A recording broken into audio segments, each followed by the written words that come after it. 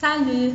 Aujourd'hui, on va continuer à expliquer le chapitre 7 intitulé Chromosomes, support de l'information génétique. On va commencer par l'activité 3, c'est à propos des anomalies chromosomiques.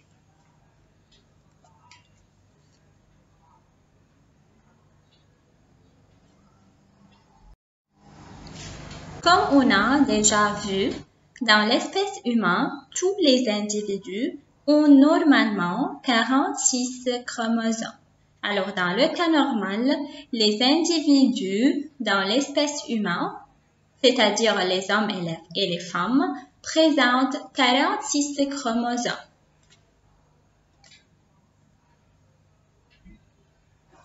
Mais si l'un des êtres humains possède plus ou moins que 46 chromosomes, est-ce qu'il aura des problèmes? Si l'un des êtres humains, par exemple, présente 45 chromosomes ou bien 47, est-ce que ça lui cause des problèmes?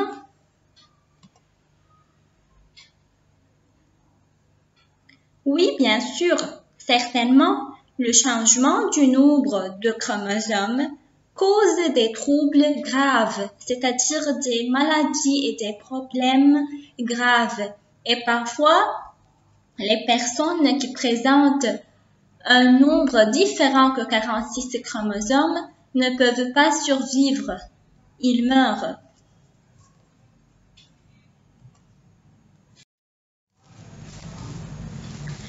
Quand quelqu'un présente un nombre anormal de chromosomes, c'est-à-dire quand il y a un changement du nombre de chromosomes de l'individu, on l'appelle ce cas-là anomalie chromosomique. Alors, l'anomalie chromosomique, c'est le titre d'une autre activité. Ça veut dire le changement du nombre de chromosomes. C'est-à-dire, par exemple, chez l'espèce humaine, le nombre de chromosomes doit être égal à 46. Si un homme présente 45 chromosomes, alors cet homme présente une anomalie chromosomique, c'est-à-dire un nombre de chromosomes anormal, qui n'est pas normal.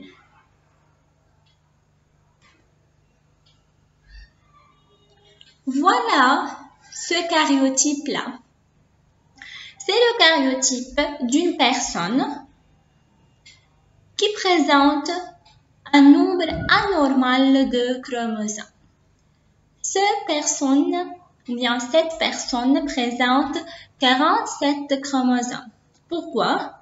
Regardez, au niveau de la première paire, il présente 2 chromosomes. Au niveau de la deuxième paire, 2 chromosomes. Toutes les paires présentent 2 chromosomes. Sauf au niveau de la paire 21, il présente 3 chromosomes. 3 chromosomes numéro 21 au lieu de 2.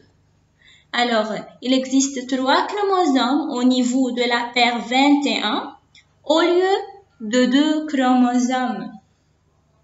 Est-ce que c'est normal? Bien sûr, c'est anormal. Normalement, il faut avoir 2 copies de chaque chromosome.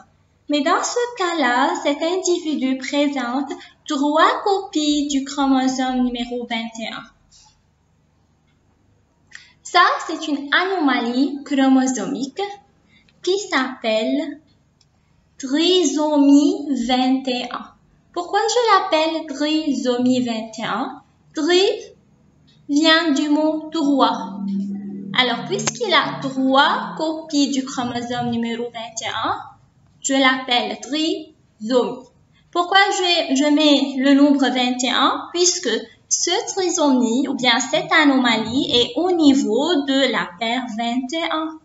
Alors, je nomme cette anomalie trisomie 21. Ou bien syndrome de Down.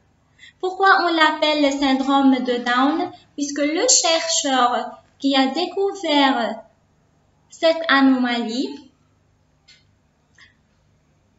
présente le nom Down. Alors pour cela, on a nommé cette anomalie syndrome de Down ou bien trisomie 21.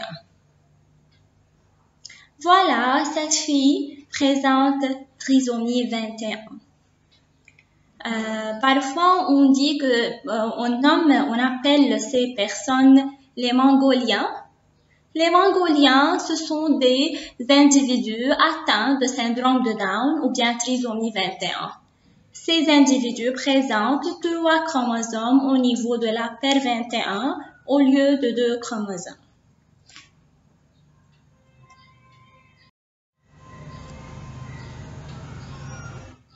Les personnes atteintes de syndrome de Down présentent un retard de développement, c'est-à-dire leur développement est retardé. Une petite taille, un visage rond, l'arrière de la tête est aplati, les doigts des pieds et les doigts des mains sont courts. Présente de petites oreilles, des yeux bridés. Voilà, ce sont des yeux comme ça bridés. Et une peau qui ride facilement.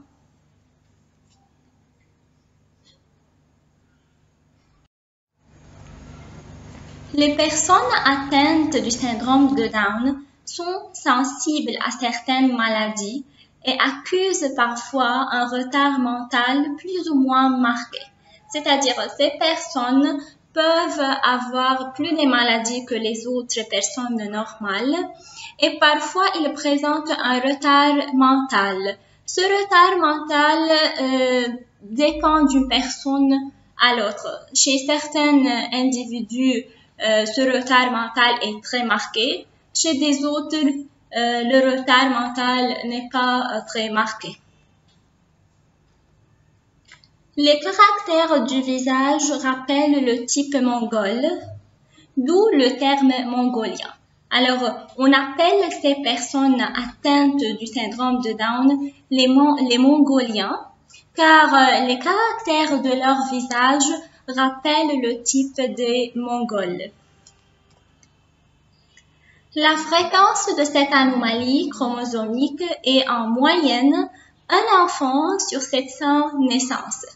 C'est-à-dire dans le monde, chaque 700 naissances, parmi chaque 700 naissances, il y a un enfant mongolien ou bien un enfant atteint du syndrome de Down.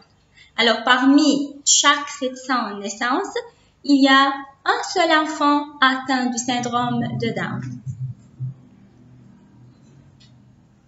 Les personnes ayant le syndrome de Down peuvent être scolarisées, c'est-à-dire peuvent étudier à l'école. Alors, ces personnes ayant le syndrome de Down peuvent aller étudier à l'école comme tous les autres enfants normaux.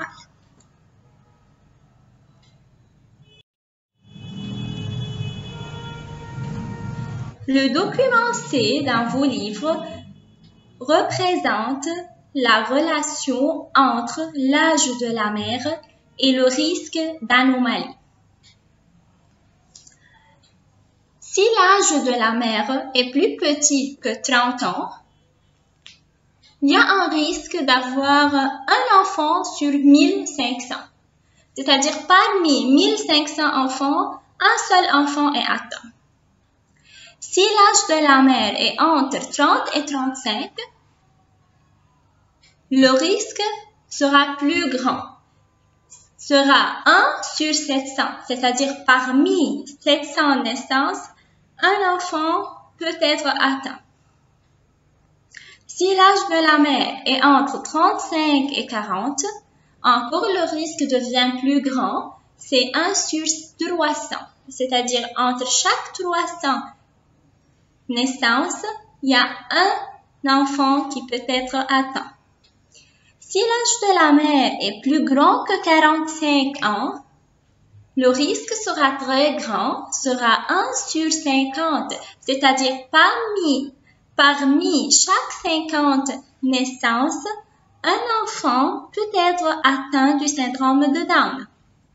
Alors, le risque d'anomalie augmente avec l'augmentation de l'âge de la mère. Quand la mère sera plus grande, le risque d'avoir un enfant ayant le syndrome de Down est plus grand.